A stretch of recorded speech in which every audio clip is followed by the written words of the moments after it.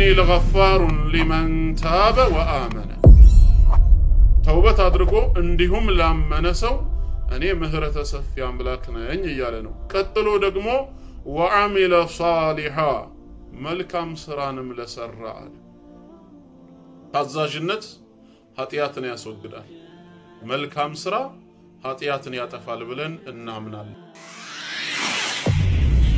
الله بسورة هود نقرن إن الحسنات يذهبن السيئات ملكام سراوچ ኃጢአትን ያስወግዳሉ ተብሏል ስለዚህ ጌታችን መልካም ስራ ኃጢአትን ያስወግዳሉ ካለ በመልካም ስራ ላይ ልንበራታ ይገባናል ነብያችን አለይሂ ሰላቱ ወሰላምም በአንድ ሐዲሳቸው በዚሁ ጉዳይ ላይ የመከሩን ምክር አለ ኢተቂላህ ሐይቱማ ኩንት የትም ስፍራ ላይ ሆነ አላህን ፍራ ያዘዘህን በመታዘዝ የከለከለህን በመከልከል ጌታህን አላህን ፍራ ወአትቢኢ ሰይአት الحسنه ኃጢአትን ስትሰራ በመትኩ መልካም ስራን አስከትል ተምሁሃ ይህ መልካም ስራ ኃጢአትህን ያብስልሃልና ወኻሊቅ الناس بخلق حسن ሰዎችንም ጥሩ በሆነ ባማረ ስነ ምግባር ቅረባቸው እና መልካም ስራ ኃጢአትን ምን ያደርጋል ያስወግዳል الصلوات الخمسة አምስት ወቅት ሶላቶች አንድ ሶላት ተሰግዶ ቀጣዩ ሶላት እስኪመጣ ማለት ነው والجمعة إلى الجمعة جمعة صلاة تسجدو قطاي جمعة اسكيمتا ورمضان إلى رمضان يا رمضان ور تصومو قطاي عامه رمضان اسكيمتا እነዚህ ስራዎች ብቻ ሙከፍራቱ لما بينهن በመሐከላቸው የሚሰሩ ኃጢያቶችን የሚያሳብሱና የሚያጠፉ ናቸው اذا اجتنبت الكبائر ግለሰቡ ታላላቅ ኃጢያቶችን እስከራቀ ድረስ ከታላላቆቹ ውጪ ያሉ ሌሎች ኃጢያቶችን አላህ በታዛዥነቱ ወይም በመልካም ስራው ሰበብ ይቅር ይለዋል ኃጢያቱን ያጠፋለታል እናም በመልካም ስራ ላይ ሁላችንም ልንበረታታ ይገባል ማለት ነው إذا كنت في الدنيا عن الخير عاجزا فما أنت في يوم القيامة صانع الله السميع العليم من الشيطان الرجيم بسم الله الرحمن الرحيم الحمد لله رب العالمين الصلاة والسلام على رسول الله صلى الله عليه وسلم أما بعد فسلام الله عليكم ورحمته وبركاته ودنا يتكبراتكم مسلم وندموچنا اهتوچه እንደምን አደራችሁ እንደምን አመሻችሁ አልহামዱሊላሂ ረቢል ዓለሚን እኔ በጣም ደህና ነኝ ኢንሻአላህ ዛሬ አላህ ፍቃዱ ከሆነ ስለ ኃጢያት ስርየት እንነጋገራለን አላህ ተጠቃሚ ያደርገን الله بسورة طه مقراف 20 አንቀጽ 82 ላይ أعوذ بالله من الشيطان الرجيم وإني لغفار لمن تاب وآمن وعمل صالحا ثم اهتدى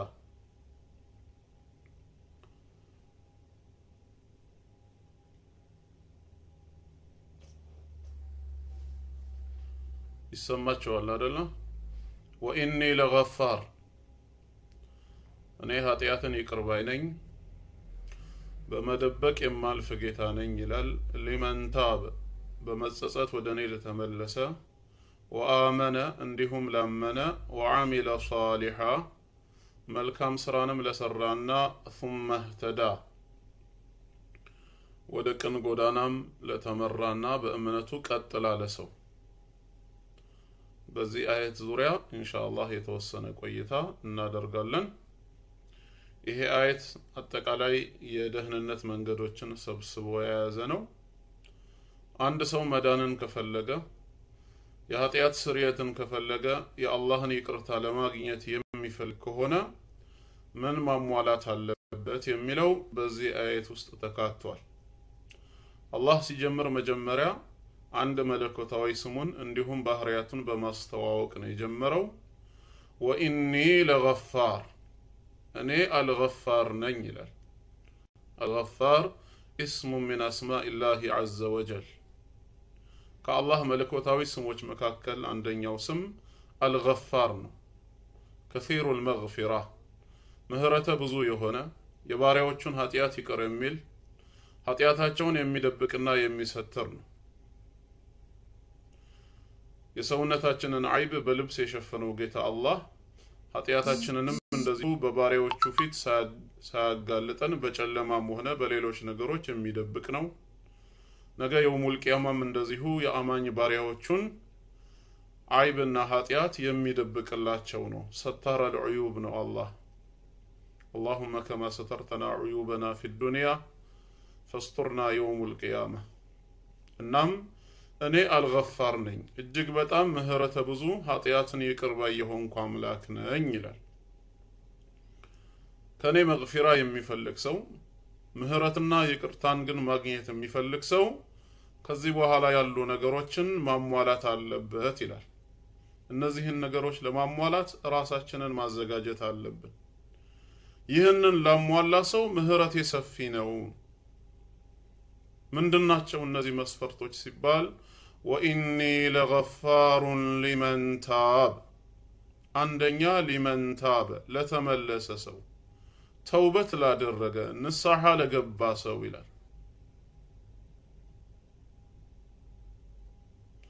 የመጀመሪያው መስፈርት ከኃጢያታችን ተውበት መግባት አለብን ማለት ነው ንስሐ ማድረግ አለብን ሁላችንም ኃጢያተኞች ነን ያንደኛው ኃጢያት ከሌላኛው ሊለያይ ይችላል በመጠኑም ሆነ በአይነቱ ነገር ግን ከኃጢያት ወይ ከስህተት የሚጠራ ሰው የለም የውርስ ኃጢያት ባይኖርብንም የግብር ኃጢያት አለብን ማለት ነው የምንተገብረው የምንሰራው የሆነ ሁሌም ኃጢያት ማለት አላሁ Subhanahu Wa Ta'ala አትቅረቡት አትዳፈሩት ብሎ የከለከለንን ነገር መዳፈር ላይ ብቻ አይደለም አድርጉት ስሩት ብሎ ያዘዘንንም ነገር በአግባቡ አለመስራት ኃጢያት ነው ማለት ነው ከህጉ ማውጣት ነው በአላህ ረህመት በአላህ ተውፊቅና ጥበቃ የተከለከልነውን ነገር ዛሬ ሳንፈጽም እንኳን ብንውል አልহামዱሊላህ ይህ የአላህ ጥበቃ ነው ግን የታዘዝነውን ነገር ራሱ በአግባቡ ላንፈጽም እንችላለን የታዘዝነውን ነገር በአግባቡ መፈጸም አለመቻላችን በራሱ ሌላ ኃጢያት ነው ማለት ነው ወይንም ደግሞ በድጋሚ የታዘዝነውንም እንደዚሁ በአግባቡ ፈጽመን ከሆነ አሁንም የአላህ ተውፊቅ ነው አልহামዱሊላህ በሌላ በኩል ኃጢያት ሊመጣብን ይችላል ምን በስራ መመጻደቅ ዛሬ ኃጢያት ላይ አልወደኩም እንዲሁም ደግሞ የታዘዝኩትን ሁሉ በአግባቡ ፈጽሜያለሁ እኔ ማለት እኔ ነኝ የሚል የእኔነት በሽታ በውስጣችን ይመጣል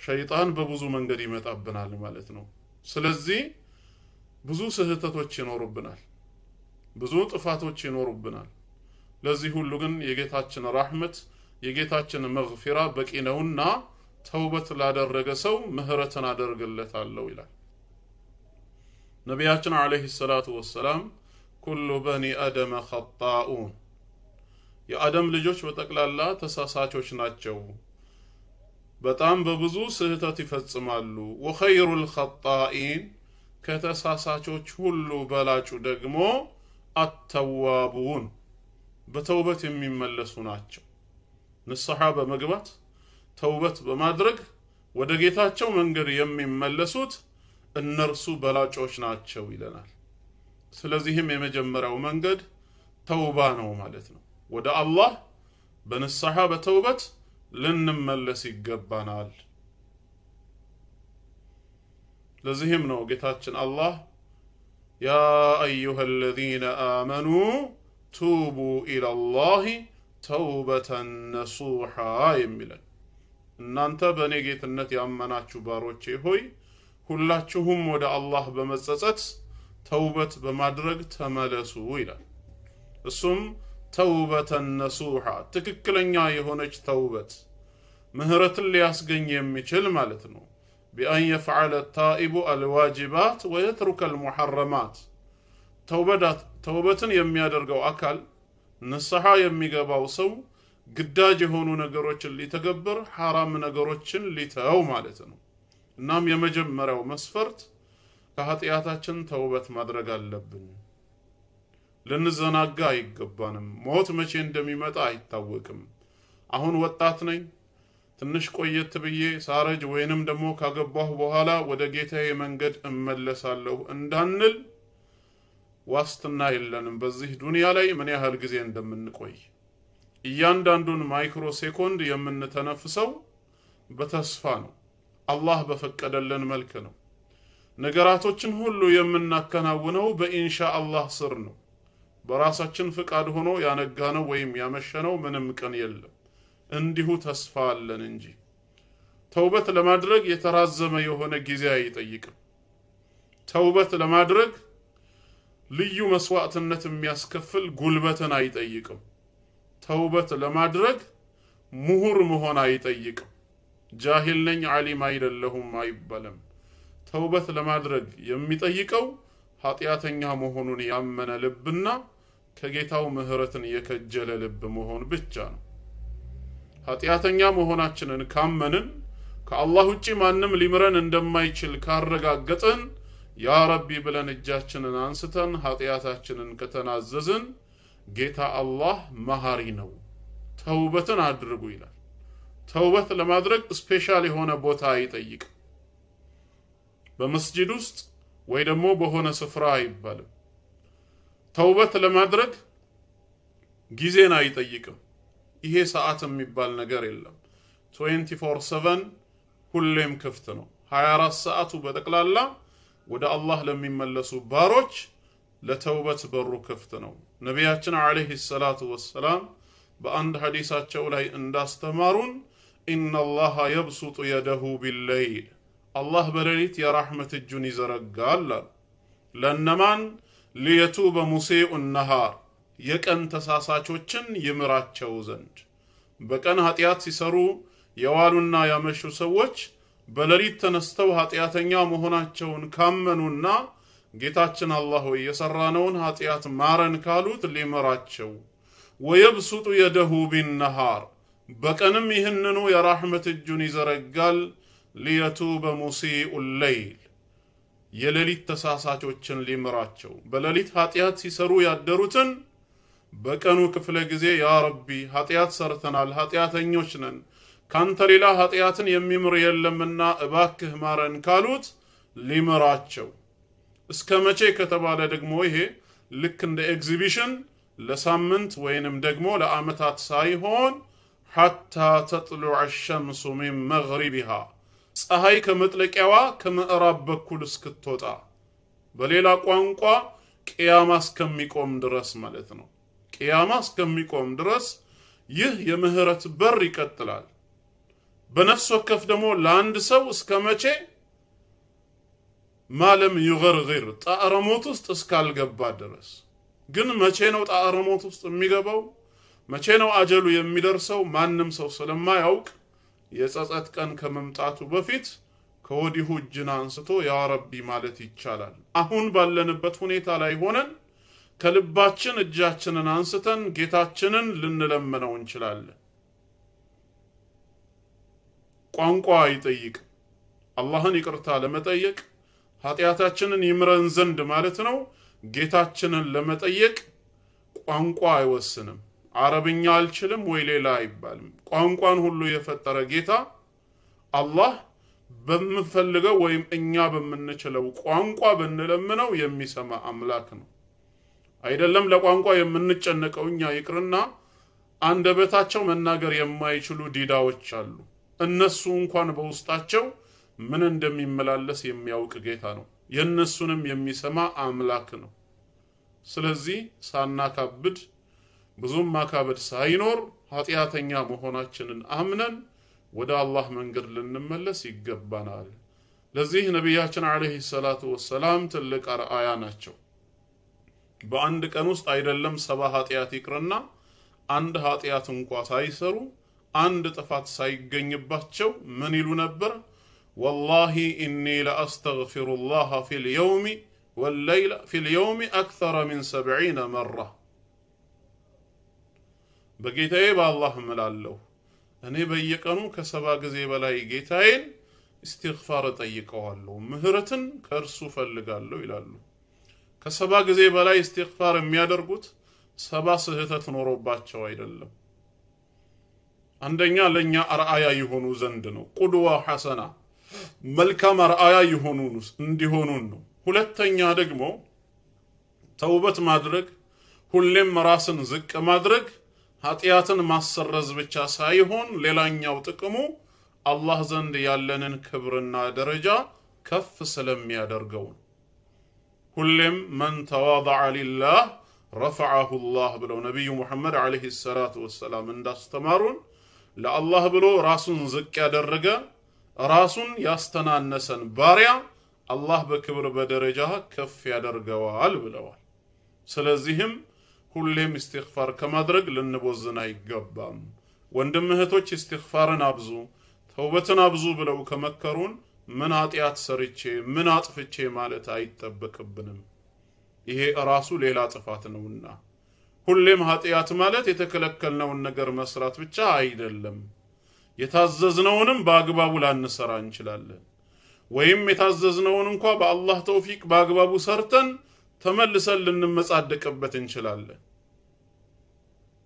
ወይንም ደግሞ ሌሎች ተውፊቅ ባላገኙ ወንድምና እህቶች ላይ የንቀትን ባህሪ ልናሳይ እንችላለን በብዙ ቀዳዳ ሊገባ ይችላል ማለት ነው ኃጢያት ስለዚህ استغفارን ማብዛት ለኛው ክብር ለኛው ጥቅም እንጂ ውርደትና ጉዳት የለውም واني لغفار ይላል ጌታችን አላህ አሁንም ምህረተ ሰፊ ነኝ ይቅር ባይ ነኝ لمن تاب ተውበት በማድረግ በመጸጸት ወደኔ ለተመለሰ ሰው የአላህ ምህረቱ ሰፊ ነው አላህ የማይምረው ኃጢያት የለም ለምን ኩፍርና ሽርክ አይሆንም ከኩፍርና ከሽርክ የበለጠ ወንጀል በዚህ ዓለም ላይ የለም ከኩፍርና ከሽርክ የበለጠ ኃጢያት ምድራችን አልተሸከመችም ግን የኩፍርና የሽርክ ባለቤት የሆኑ ሰዎች ከመሞታቸው በፊት ከኩፍራቸውና ከሽርካቸው ተውበት አድርገው ወደ አላህ መንገድ ከተመለሱ አላህ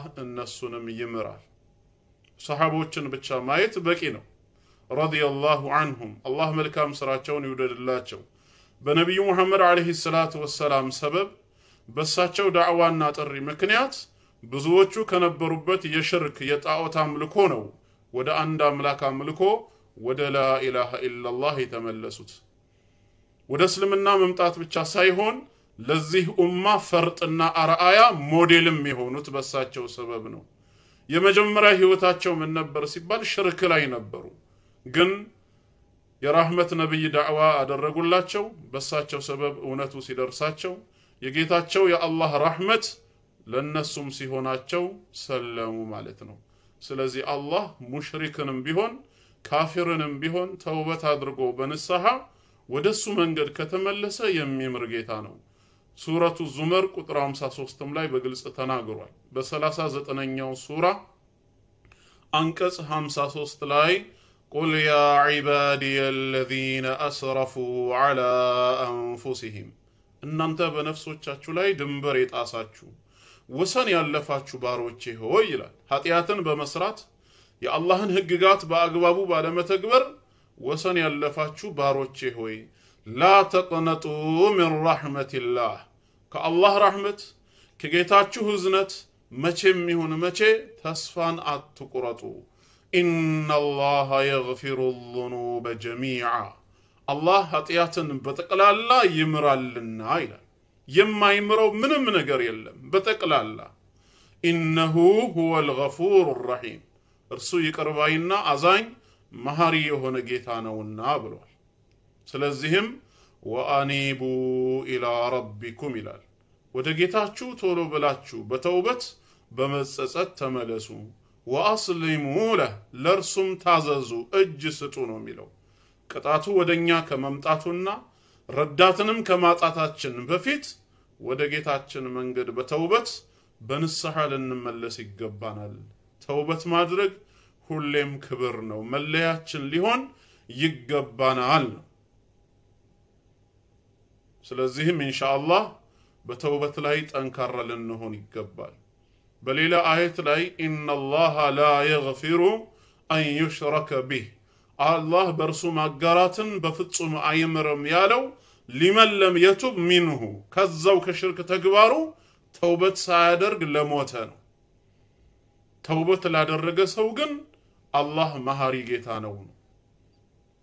ለዚህ ነው በሐዲስ አልቁርሲይ ላይ የብነ አደም ይለናል ጌታችን አላህ የአደም ልጅ ሆይ ለው በለገት ذنوبك አናነ السماء ኃጢያቶችህ ተከምረው ሰማይ ጣራ ቢደርሱ አለ ከምድር ተነስተው ሰማይ ጣራ ላይ ቢደርሱና ከዛም በኋላ ሰዓቱ ሳያልፍብህ ጣረሞት ውስጥ ሳትገባ ثم استغفرتني እኔን ምህረትን ብትጠይቀኝ ጌታዬ አላህ ሆይ ይቅር በለኝ ብለህ ምህረትን ብትጠይቀኝ غفرت لك ولا أبالي ምንም ሳይከብደኝና ምንም ሳይመስለኝ ሰማይ ጣራ የደረሰውን ኃጢያትህን በአንድ ጊዜ ይቅርልህ ነበር ይላል።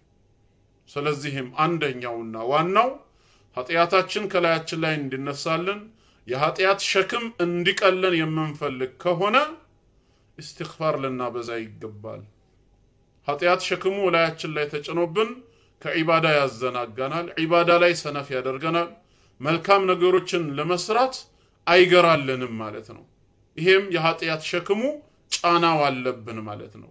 ይሄን ጫና ለማቅለል استغفار ላይ ማብዛት አለብን። ተውበትና استغفار ላይ መሰረታዊ ሆነን በየዕለቱ የምናደርግ ከሆነ ቅለቱን ራሱ በህይወታችን እናገኘዋለን። ከጊዜ በኋላ ዒባዳ ገር ይሆንልናል፣ አይከብደንም። ቀለል ባለ መልኩ ዒባዳን ስንፈጽም ለካ የዛኔ ያሰረኝ ኃጢያቴ ነው ብለን መረዳት እንጀምራለን ማለት ነው። استغفار ወይም ተውበት ሰኞ ተደርጎ ማክሰኞ ሮብ የሚዘለል አይደለም። ሁሉም በዘውታሪነት አላህን ልንጠይቅ ይገባል ማለት ነው። አላህን በዘውታሪነት ልንለምነው ይገባል። ይሄ አንደኛው የኃጢያት ስርየት የሚገኝበት መንገድ ነው። ተግባብተናል? አላህ ከ1400 ዓመት ጀምሮ ባወረደው ቁርአኑ አማካኝነት استغفار ግቡ ያለ በየዕለቱ እየነገረን ነው። ቃሉም እየተነበበ ነው። ዓሊሞቻችንም እየመከሩን ነው። እናም استغفار ልናበዛ ይገባናል። ሁለተኛው ደግሞ ሌላው ምንድነው? وإني لغفار لمن تاب وآمن እንዲሁም ላመነ ይላል። ከተውበት በኋላ ላመነም ሰው መሐሪ ነኝ ያለ ነው። ኢማናችንን ማደስ አለብን። በጌታችን በአላህ ትክክለኛ እምነት ሊኖረን ይገባል። ፈጣሪ አምላካችን አላህ የሁሉ ነገር ጌታ ነው። ፈጣሪ አምላካችን አላህ ዩኒቨርሱን ካለመኖር ወደ መኖር ያመጣ ይህንን አጽናፈ ዓለም ብቻውን የፈጠረ ሲፈጥርና ዓለሙን ሲመራ ወይም ሲገዛና ሲቆጣጠር ያለ አጋር የሚመራ አንድና ብቸኛ ጌታ መሆኑን አምነን ተቀበለናል። ደግሞም ይሄ ጌታችን አምላካችን አላህ ዓለማትን ብቻውን እንደፈጠረ ዓለማትን ብቻውን እንደሚመራ የሚመለከውም ብቻውን ነው። ከርሱ በስተቀር ማንም አብሮት ሊመለክ የሚችል ሌላ አካል የለም። ብቻውን እንደፈጠረ ብቻውን ይመለካል። መላእክትም ሆኑ ነቢያት፣ ጻድቃንም ሆኑ ሰማዕታት፣ ግዑዛን ፍጥረታትም ሆኑ ሙታን አካላት ከዒባዳ ወይም ከአምልኮ አንዳችም ድርሻ ሊኖራቸው አይገባም። ዒባዳ ወይም አምልኮ የተባለ ነገር በጠቅላላ ለአንድ አላህ ብቻ ነው የሚቀርበው። ለምን? አላህ ብቻውን የዓለማት ጌታ የዓለማት ፈጣሪና ንጉስ ስለሆነ። በንግስናው ተጋሪ የሌለው አላህ፣ በመፍጠር ሂደቱ ተጋሪ የሌለው አላህ አምልኮ ላይ ተጋሪ ሊበጅለት አይገባም።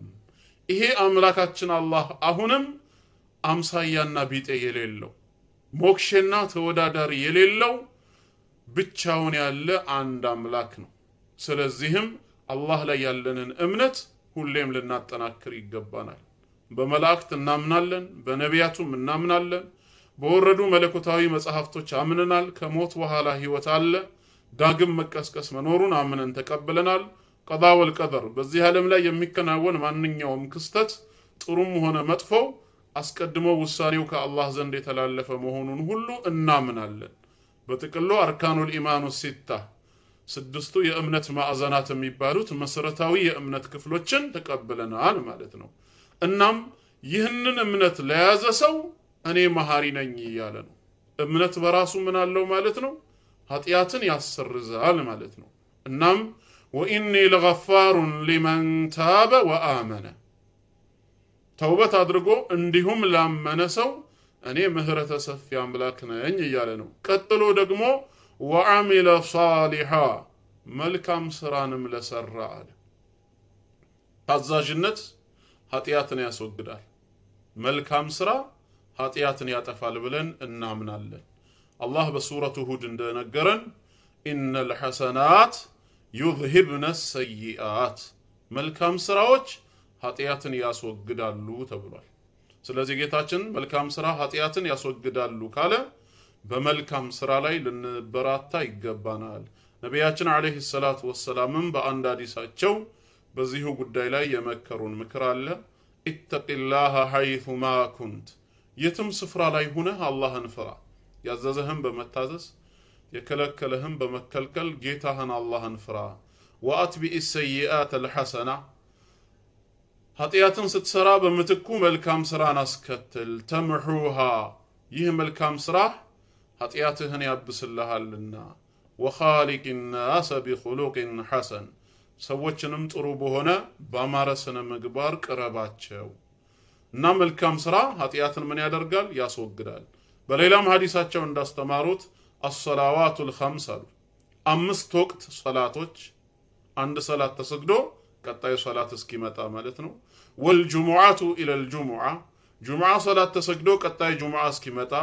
ወረመዳኑን ኢላ ረመዳን የረመዳን ወር ተጾሞ ቀጣይ ዓመት ረመዳን እስኪመጣ እነዚህ ስራዎች ብቻ ሙከፍራቱን ሊማ በይነሁን በመሐከላቸው የሚሰሩ ኃጢአቶችን የሚያሳብሱና የሚያጠፉ ናቸው። ኢዘ ጅቱኒበቲል ከባኢር ግለሰቡ ታላላቅ ኃጢአቶችን እስከራቀ ድረስ ከታላላቆቹ ውጪ ያሉ ሌሎች ኃጢአቶችን አላህ በታዛዥነቱ ወይም በመልካም ስራው ሰበብ ይቅር ይለዋል፣ ኃጢአቱን ያጠፋለታል። እናም በመልካም ስራ ላይ ሁላችንም ልንበረታታ ይገባል ማለት ነው። አንድ ሰላት ተሰግዶ ሌላ እስኪመጣ፣ ጁምዓ ተሰግዶ ቀጣይ ሳምንት ጁምዓ እስኪመጣ፣ ረመዳን ተጾሞ ቀጣይ ረመዳን እስኪመጣ ማለት ነው። መልካም ስራ ኃጢአትን ያጠፋል።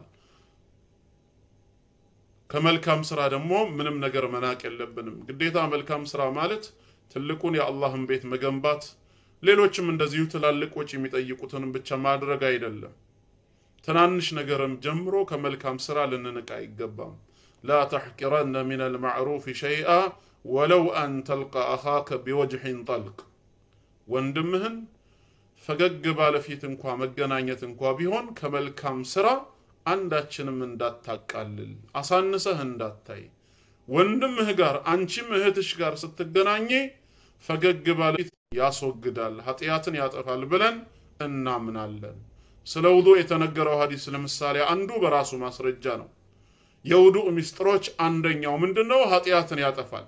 ነቢያችን አለይሂ ሰላቱ ወሰላም እንዳስተማሩን አንድ የአላህ ባሪያ እጆቹን ቢስሚላህ ብሎ ሲታጠብ በእጁ የሰራው ኃጢአት በተቀላላ ከመጨረሻው የውሃ ጠብታ ወይም ጥራጊ ጋር አብሮ ይወገዳል አሉ። እንደዚሁ ፊቱን ሲታጠብ አይኑ ያየውን ወይም በፊቱ የፈጸማቸው ኃጢአቶች ከመጨረሻው የውሃ ጠብታ ጋር አብሮ ይወገድለታል። እግሩንም ሲታጠብ እንደዚሁ በእግሩ የሄደባቸው እግሩ የተራመደባቸው የኃጢአት ስፍራዎች ከመጨረሻው የውሃ ጠብታ ጋር አብረው ይወገዳሉ። ይሄ እንግዲህ ውዱእ በማድረግ ብቻ ነው። ከዛ ተነስቶ ወደ አላህ ቤት መራመድ ከጀመረ ደግሞ ቀኝ እግሩን ባነሳ ቁጥር ሐሰናት ይጻፍለታል፣ ግራ እግሩን ባነሳ ቁጥር ኃጢአቱ ይነሳለታል። መስጂዱን ከፈለገ ያቅርበው፣ ከፈለገ አርቆም ሩቅ ሰፈር ሄዶ ይስገድ። የመልካም ስራ በሮቹ ብዙ ናቸው ማለት ነው። እናም መልካም ስራ ኃጢአትን ያጥባል፣ ኃጢአትን ያሰርዛል ብለን እናምናለን። ወአሚለ ሷሊሃ ይላልና ቃሉ መጨረሻም ثم اهتدى ይላል። ዋናውና ወሳኙ ከዛም ወደ ቅን ጎዳና የተመራ ወይም በእምነቱ ቀጥ ለጥ ያለ ጽናት ያለው ማለት ነው። አላህ ኢስቲቃማን ይስጠን። እስከ መጨረሻው በእምነቱ የጸና የአክፍሮት ኃይላት ሙስሊሙን ኡማ በዳዕዋ ማሸነፍ ቢያቀታቸው አንድንና እውነተኛ የሆነውን አምላክ አላህን በሌላ ቀይሮ ለመስበክ የሚደረገው ሙከራ አልሳካ ቢላቸው እየገቡ ያሉት በዚሁ በደካማ ጎን ነው። ምንድነው እሱም? በሆዱ ይፈትኑታል። አቂዳ አይደለም የሚያቀርቡለት፣ ዲን አይደለም የሚሰበከው። በደካማ ጎኑ ይገባና ስንዴና ዘይት ነው ሰበካ የሚሆነው። በስንዴና በዘይት ሆዱን በመሙላት ዲኑን ይነጥቁታል። ስለዚህ በእምነታችን ልንጸና ይገባናል። በእምነታችን ጽናት ሊኖረን ይገባናል። አላፊ ነች እቺ ዱንያ። ምንም ብንቸገር፣ ብንራብ፣ ብንጠማ፣ መብታችን ተገፎ ብንሰደድ፣ ሌሎች ስቃዮችን ቢደርሱብን አላፊ ነች። ዱንያ ጠፊ ነች። ሁሌም ዘለቄታ የለውም። ምናልባትም አላህ በቅርቡ በደላችንን አይቶ ነስሩን ሊያመጣው ይችላል። ካልሆነም እንኳ ሞተን እንገላገለዋለን። ከሞት በኋላ ግን ያለው የማንገላገለው ስቃይ ነው የሚጠብቀን። ቀብር ውስጥ ብቻ ሳይሆን አኺራ ዘላለም ጀሃነም እሳት አለ። ስለዚህ በዱንያ ሰበብ ዲናችን ወይም ኢማናችን ሊፈተን አይገባም።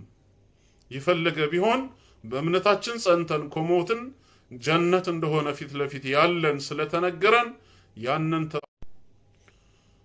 በእምነታችን ጸንተን እንድንሞት አላህም ጽናትን ይሰጠን ዘንድ ዱዓ ልናደርግ ይገባናል። ስለዚህ ኢማናችን በዱንያና በመሰል ነገሮች ሊፈተን አይገባም። ወንድ በሴት፣ ሴት በወንድ ልጅ ፍቅር መፈተን የለብንም ነው። አላህ ከፈተናው ይጠብቀን። አላህ ነጃ ይበለን። አኺራ ነው፣ ጀነት ነው ከፊት ለፊታችን የሚጠብቀን። ስለዚህ ሁላችን በእምነታችን ጽኑ ልንሆን ይገባል። በእምነታችን የጸናን መሆን አለብን።